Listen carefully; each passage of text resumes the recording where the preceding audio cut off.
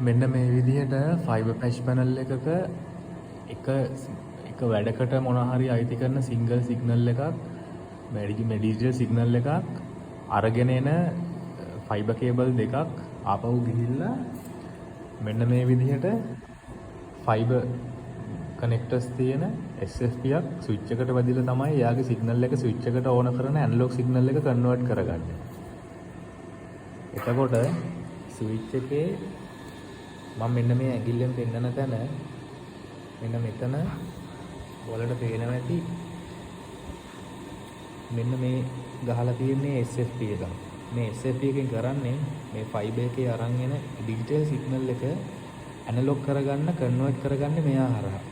එහෙම අරගෙන තමයි මේ ස්විච් එක හරහා අනිත් අයට කොපර් කේබල් through ඕන කරන data එක යවන්න කන්වර්ට් කරගන්නේ. SFP කරන්නේ යන්නේ ජොබ් එක.